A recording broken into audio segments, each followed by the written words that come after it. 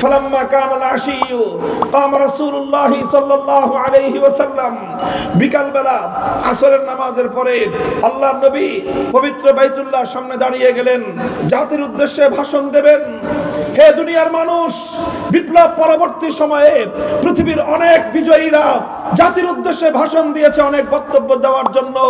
আমার নবীও জাতির উদ্দেশ্যে ভাষণ দিয়েছেন মক্কা বিজয়ের পর। তুলনা করে দেখো, একটি সুন্দর জাতি গঠনের জন্য, একটি বৈষম্যহীন সমাজ গড়বার জন্য বিশ্বনবীর চেয়ে উত্তম আদর্শ দুনিয়ার কোথাও খুঁজে পাবে না। আমার নবী বললেন, তাদেরকে বুঝিয়ে বললেন যে দেখো, হে আমার কওম, হে আমার জাতি, হে আমার সম্প্রদায়, ইন্নামা হালাকা মান কানা ক্বাবলাকুম ইযা সারাকা ফীহিমুদ দাঈফ আকামু আলাইহিল হাদ ওয়া ইযা সারাকা ফীহিমুশ শরীফ তারাকুহু। তোমাদের পূর্বে বহু জাতিকে আল্লাহ পাক রব্বুল আলামিন ধ্বংস করে দিয়েছেন। সেই সকল জাতির কি অপরাধ ছিল? অপরাধ একটাই ছিল, যখন তাদের মধ্যে কোন শক্তিশালী মানুষ, প্রভাবশালী মানুষ, কোন পাওয়ারফুল মানুষ, ক্ষমতাবান মানুষ যখন তাদের মধ্যে অন্যায় করত, অপরাধ করত, সেই অপরাধের বিচার হতো না।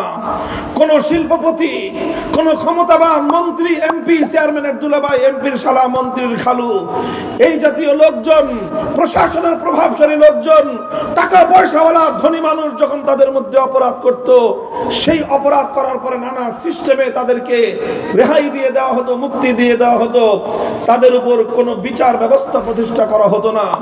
ওয়াইজা সারাকা ফীহিমুদ দাঈফ আকামু আলাইহিল হাদ, ওই একই অপরাধ যখন কোনো দুর্বল মানুষ করত, কোনো রিকশাওয়ালা, ঠেলাগাড়ি চালক, ভ্যান গাড়িওয়ালা, নৌকার মাঝি, কৃষক, শ্রমিক, মজদুর, রাস্তার টোকাই, দরিদ্র অসহায় মানুষ, তারা যদি কোনো কারণে ওই একই অপরাধ করত, আকামু আলাইহিল হাদ, তখন বলতো আইনের শাসন কায়েম করতে হবে।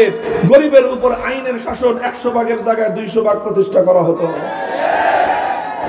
আল্লাহ নবী বলেন, যখন সমাজের মধ্যে এই ধরনের বৈষম্য তৈরি হয়, সমাজের মধ্যে যখন দুই শ্রেণীর মানুষের জন্য দুই রকম বিচার হয়, যখন সরকারি দলের লোকের জন্য একরকম বিচার, বিরোধী দলের লোকের জন্য আরেক রকম বিচার, যখন আপন লোকজনদের জন্য একরকম বিচার আর অন্য লোকজনদের জন্য আরেক রকম বিচার, সমাজে যখন বিচার ব্যবস্থায় বৈষম্য তৈরি হয়, এটা সেই অপরাধ, যেই অপরাধ কোন জাতির মধ্যে সংগঠিত হলে আমার আল্লাহর ইতিহাস হলো সে জাতিকে আমার আল্লাহ সামনে ধ্বংস করে দেন।